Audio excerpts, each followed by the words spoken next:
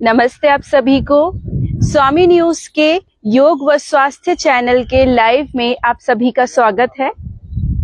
आज हम गर्मियों में उपयोगी योग व कुछ दैनिक कार्यों का विवरण यहाँ पे देंगे जिससे हम गर्मियों को शांत कर सके। आइए मेरे साथ इन योग क्रियाओं और दैनिक कर्मों को जानते हैं। सबसे पहले जब हम ब्रह्म मुहूर्त में उठते हैं तो सबसे पहले ईश्वर की प्रार्थना से हम शुरुआत करते हैं। मेरे साथ प्रार्थना शुरू करेंगे। ओम भूर्भुवः स्वः तत्सवितुर्वरेण्यं भर्गो देवस्य धीमहि धियो यो नः प्रचोदयात्। ओम शांति शांति शांति। हाथों को रब करते हुए आंखों पर लगाएंगे।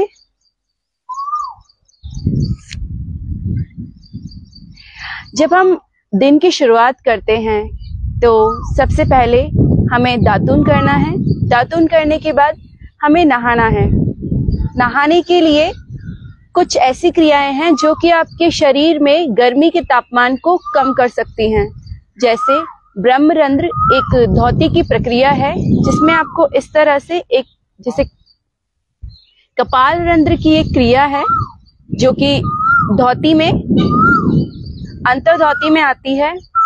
और इसमें क्या करना है, आपको अपने हाथ में पानी लेना है और मग्गे में भी पानी लेना है। मग्गे से ऊपर पानी डालते जाना है और अपने हाथों में जो पानी है उसको भी यहाँ डालते हुए कपाल रंध्र, जो ये बीच का जो मतलब थोड़ा सॉफ्ट सा एरिया जो जिसे सर का कहते हैं कपाल, वहां पर पानी डालते हुए थपथपाना है। तो ये क्या करेगा, आपके कपाल क्षेत्र को ठंडा करेगा जिससे कि आपके उच्च रक्तचाप में आपको फायदा मिलेगा और साथ में आपकी नींद की प्रॉब्लम भी दूर होती है। इसके बाद जब आप नहाते हैं तो आप रीढ़ स्नान कर सकते हैं। स्वाइन बाथ जिसे कहते हैं। आप मग में पानी भरिए और इस तरह से पूरी रीढ़ पर पानी डालते जाइए एक धारा से। उससे क्या होगा, सबसे पहले तो आपका जो हाई ब्लड प्रेशर है उसमें आपको फायदा मिलेगा। अगर शरीर में बहुत ज्यादा गर्मी हो रही है, बेचैनी हो रही है, तो आपको फायदा मिलेगा। साथ ही साथ आपकी स्पाइन स्ट्रांग बनती जाएगी और सर दर्द भी आपका दूर हो सकता है। इसके बाद एक और स्नान की एक प्रक्रिया है, ये सभी को आप करते जाएं तो आप बिना मेडिसिन के भी रोगों से निजात पा सकते हैं। तीसरी चीज ये है कि आपको उदर स्नान करना है। कैसे करना है, मग में पानी भरिए और उसे अपने उदर पर डालिए। यहां से लेकर नाभि तक का एरिया उदर कहलाता है। उस पर मग से पानी भरिए और उदर एरिया पे डालेंगे। जो उदर एरिया से जितनी भी संबंधित जो बीमारियां हैं वो आपकी दूर होती जाएंगी। साथ में एक होता है पेडो स्नान। नाभि से लेकर पेल्विक एरिया जो है वहां तक के एरिया पर स्नान। मग भरिए पानी का ठंडा और उसे अपने पेडू पर डालिए। इससे क्या होगा, महिला संबंधित जितनी भी बीमारियां हैं पेल्विक एरिया से रिलेटेड वो आपकी सारी दूर होंगी और पुरुषों के लिए भी ये फायदेमंद होगा। तो इस तरह से आप स्नान में भी कुछ ऐसी क्रियाएं करके आप अपने जो दैनिक जीवन है उसमें अगर आप कुछ चेंजेस करेंगे उससे भी आपको बीमारियों से निजात मिल जाएगा और गर्मी आपको नहीं लगेगी। अब एक दूसरी भी चीज है कि पानी जो हम लेते हैं गर्मी में, पीने का भी एक तो मटके का पानी लें और नहाने के लिए शुद्ध ताजा जल ठंडा होना चाहिए। अब उसके अंदर आप क्या क्या डाल सकते हैं, देखिए आप डाल सकते हैं उसके अंदर नींबू, कटा हुआ नींबू यदि आप डालते हैं तो आपके जो शरीर में फ्रेशनेस अच्छे से हो सकती है। दूसरी चीज आप डाल सकते हैं नींबू के जो पत्ते होते हैं उसको सुखाकर आप क्रश करके ऐसे पानी में डाल दीजिए। वो एक मिंथॉल का काम करेंगे, पसीने की बदबू आपको नहीं आएगी अपने शरीर से। दूसरी चीज बेल के बेल के पत्तों की चटनी आप उसके अंदर डाल सकते हैं। ये भी आपके दुर्गंध को, जो शरीर में जो दुर्गंध आती है गर्मी में, उसको दूर करता है। साथ में खुजली होना और गर्मी से कुछ दाने निकल आते हैं रेड रेड, तो उनसे भी आप निजात पा सकते हैं।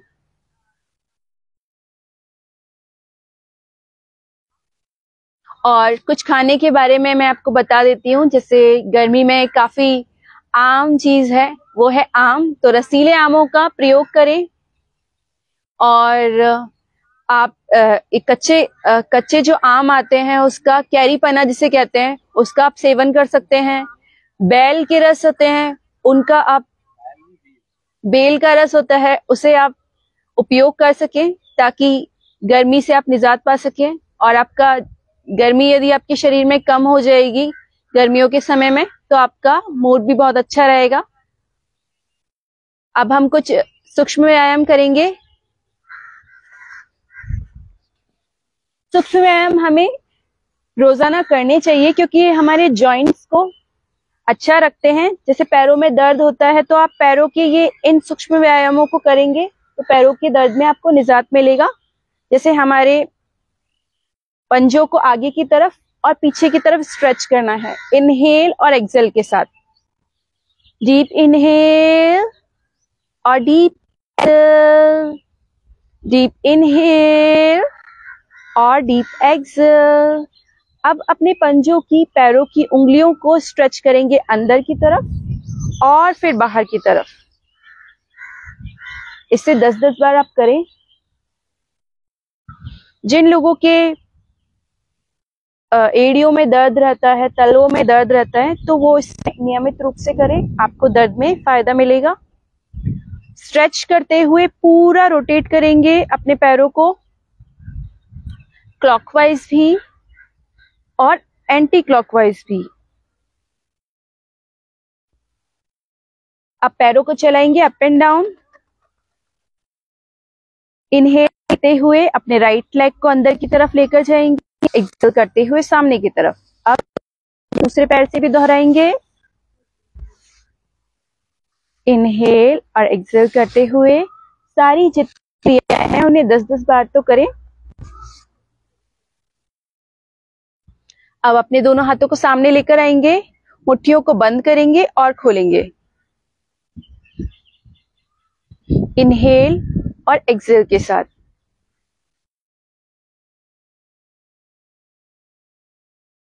अब दोनों हाथ की मुट्ठियां बनाएंगे, पूरा रोटेट करेंगे।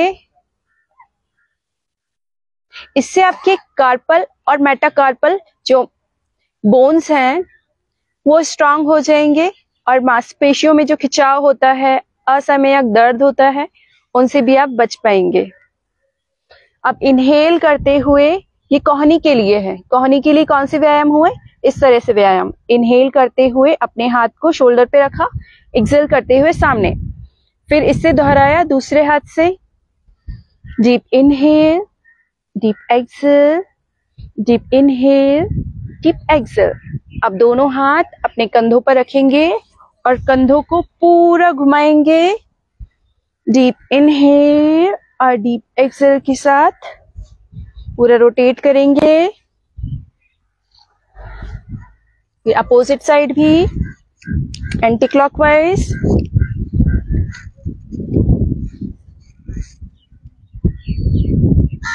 अब गर्दन के सूक्ष्म व्यायाम, राइट और लेफ्ट साइड अपनी गर्दन को इनहेल और एक्सेल के साथ मोड़ेंगे,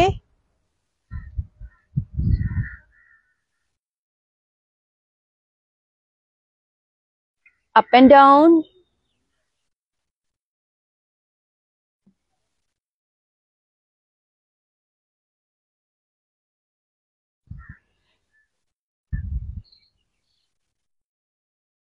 अब गर्दन को पूरा रोटेट करेंगे डीप इनहेल के साथ,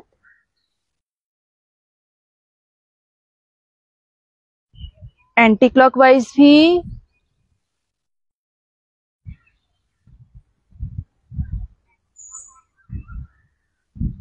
अपने हाथों को रब करेंगे हाथों का आई कप बनाएंगे, आंखों पर रखेंगे। Gently massage on your neck. अपनी आंखें खोलेंगे। अब कुछ प्राणायाम जो कि आपके शरीर की गर्मी को दूर करेंगे, वो आज हम बताने जा रहे हैं। किसी भी ध्यान आसन का चुनाव आप करेंगे। जैसे मैंने पद्मासन का चयन किया है। आप चाहे तो सुखासन में बैठ सकते हैं। सुखासन यानी जिस भी स्थिति में आप सुखपूर्वक बैठ सके, उन आसनों का आप प्रयोग करें। आप वज्रासन में बैठ सकते हैं। यदि आपकी घुटनों में दर्द है तो आप चेयर पे बैठ सकते हैं, मुड्डी पर बैठ सकते हैं। गर्दन कमर सीधी, ज्ञान मुद्रा, आंखें बंद। सबसे पहले हमें डीप इनहेल और डीप एक्सहेल करना है, जिसे कहते हैं ब्रीथ काउंट करना। ब्रीथ काउंट करने से आपकी अवेयरनेस बढ़ती है।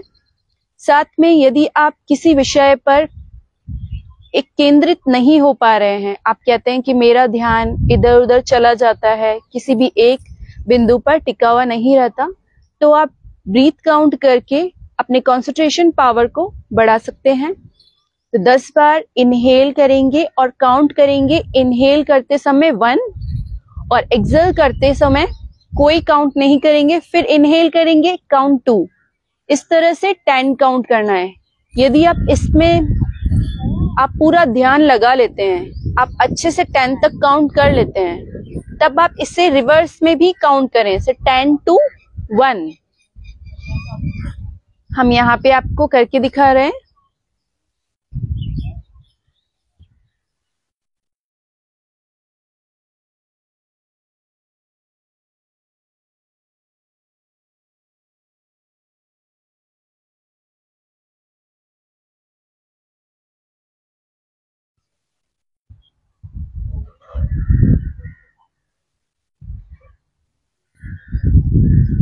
इससे आपका मन भी शांत होता है। अब दूसरा प्राणायाम ये प्राणायाम नहीं था, ये सिर्फ ब्रीथ काउंट था। अब प्राणायाम हम करेंगे अनुलोम विलोम, जिसे नाड़ी शोधन भी कहा जाता है। इसके कुछ नियम हैं। सबसे पहले आपका लेफ्ट हैंड से ही इसे कर सकते हैं, जो लेफ्ट हैंडी है। और जो इसको प्रॉपर तरीका है वो राइट हैंड से किया जाता है। यदि आप लेफ्ट हैंडी नहीं हैं तो आप राइट हैंड का प्रयोग करें। ये नियम कहता है कि आपको लेफ्ट हैंड से ही अनुलोम विलोम या नाड़ी शोधन करना चाहिए। अब देखिए, ये जो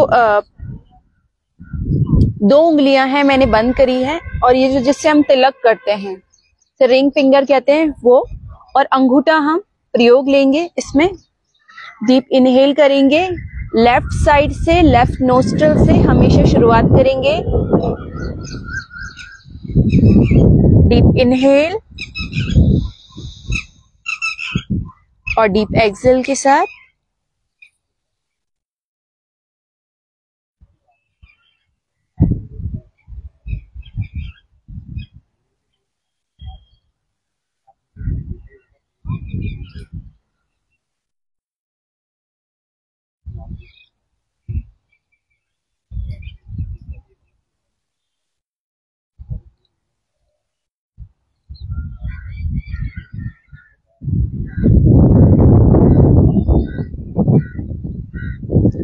अनुलोम विलोम नाड़ी शोधन आपके राइट और लेफ्ट ब्रेन को बैलेंस करता है। और अब हम दूसरा प्राणायाम करेंगे, भ्रामरी प्राणायाम। इसके लिए आपको इस तरह से मुद्रा बनानी पड़ेगी। दोनों अंगूठों से अपने कान को बंद करेंगे, डीप इनहेल करेंगे और एक्सहेल करते समय नाक से भ्रमर की आवाज निकालेंगे।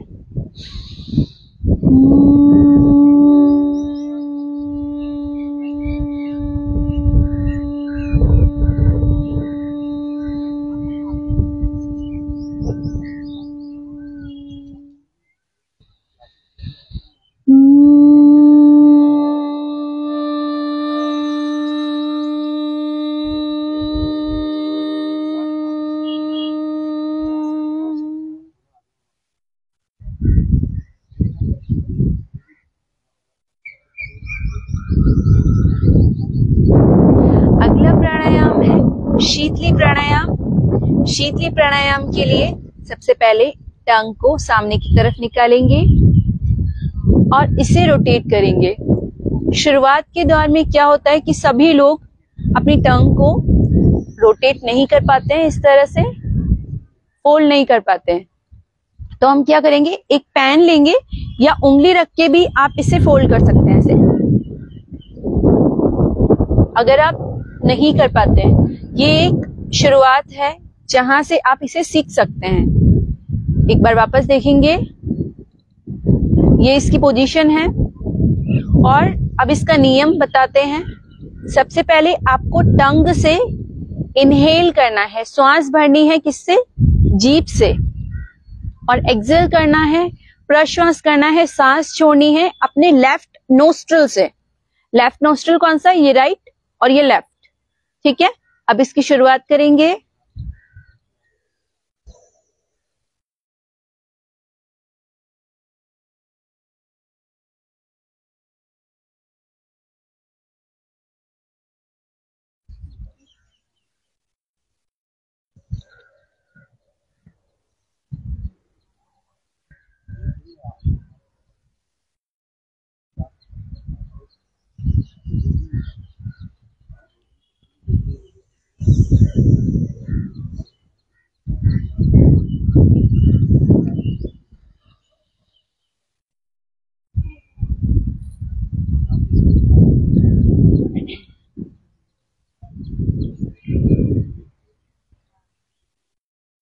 शीतली प्राणायाम आपके शरीर में गर्मी को कम तो करता ही है, साथ ही साथ ये पित्त का जो प्रभाव बढ़ जाता है गर्मी के समय में, उसको भी शांत करता है।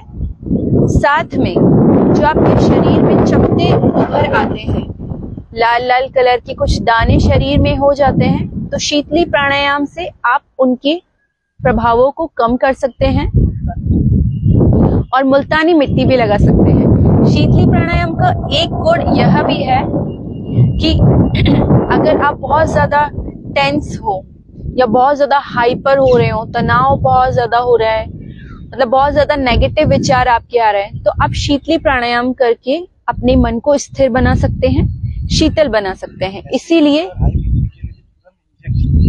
और एसिडिटी और हाई बीपी के लिए ये बहुत ही रामबाण प्राणायाम है, इंजेक्शन का काम करता है। अब दूसरा प्राणायाम हम करते हैं सदंत। सदंत क्या होता है, दांतों के बीच में से आपको हवा अंदर की तरफ खींचनी होती है। जिस तरह से हम नाकों से इनहेल करते हैं, उसी तरह हमें दांत से इनहेल करना है, दांतों के बीच में से इनहेल और एक्सहेल विथ नोस्ट्रल, तो इसे कहते हैं सदंत प्राणायाम। अब इसके फायदे क्या हैं? सदंत प्राणायाम के फायदे हैं, यदि ये आपकी गर्मी को तो दूर करता ही करता है, साथ में अगर आपको पायरिया हुआ है तो पायरिया में भी सदंत प्राणायाम सबसे फायदेमंद है। आइए हम करते हैं।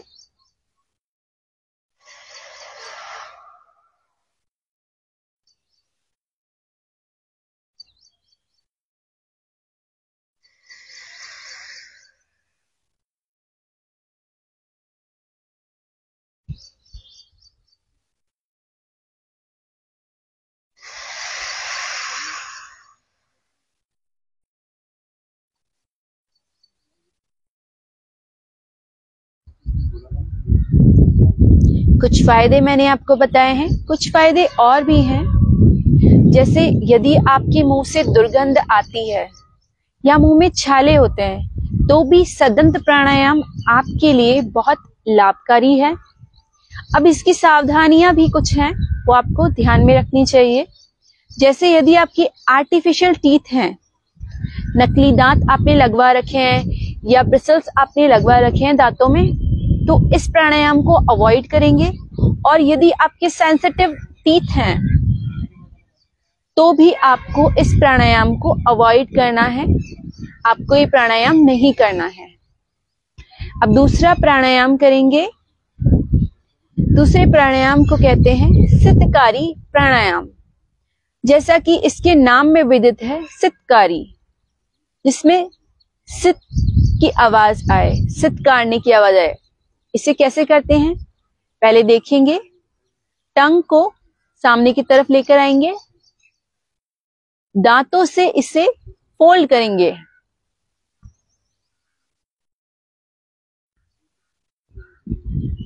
ये देखिए, दोनों साइड से एक छिद्र के माफिक दो साइड से छिद्र खुले हुए हैं जहां से हमें इनहेल करना है, और नोज से एक्सेल करना है, एक्सेल विद नोस्ट्रल। तो ये है सितकारी प्राणायाम। आइए देखिए किस तरह से इसे करते हैं।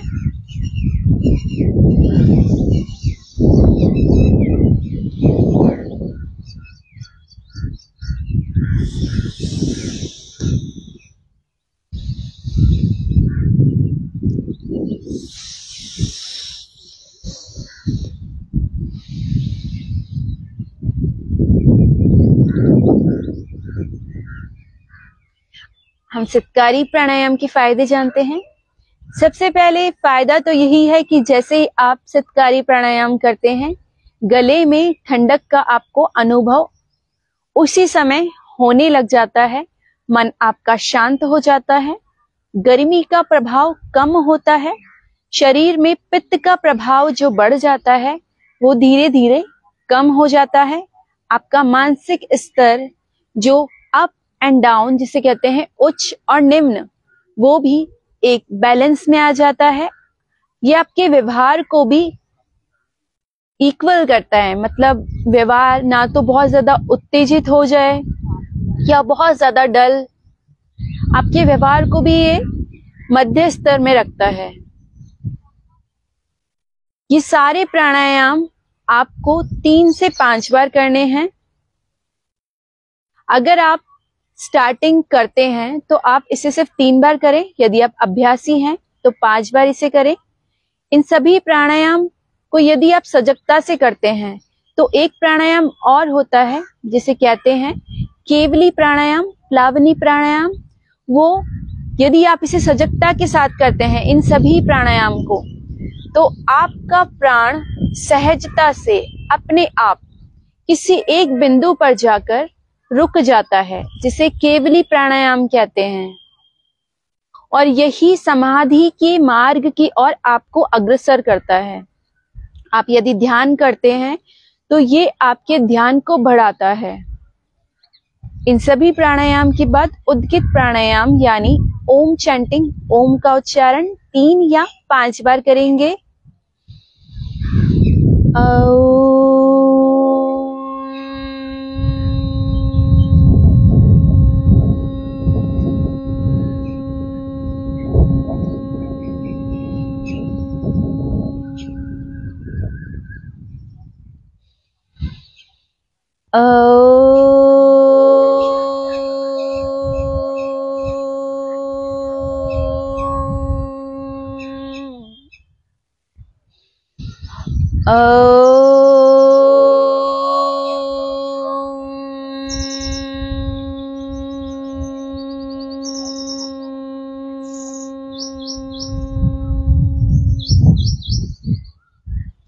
ओम की कंपनों को अपने शरीर में महसूस करेंगे। अपने हाथों को जोड़ेंगे, शांति मंत्र की प्रार्थना करेंगे। सर्वे भवन्तु सुखिनः, सर्वे सन्तु निरामया, सर्वे भद्राणि पश्यन्तु, मा कश्चित् दुःखभाग् भवेत्। ओम शांति शांति शांति। ईश्वर को नमन करेंगे, धरती माँ को प्रणाम करेंगे, हाथों को रब करेंगे, अपने फेस पर इसे लगाएंगे। Gently massage on your face. on your neck, shoulders, hands,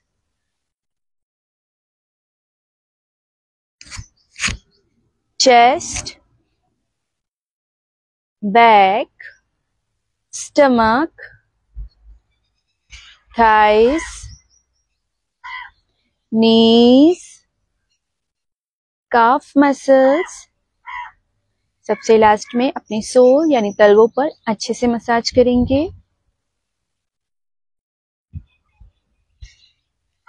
और मुस्कुराते हुए, टिमटिमाते हुए अपनी आंखों को खोलेंगे और आज के दिन की शुरुआत करेंगे। नमस्ते आप सभी को।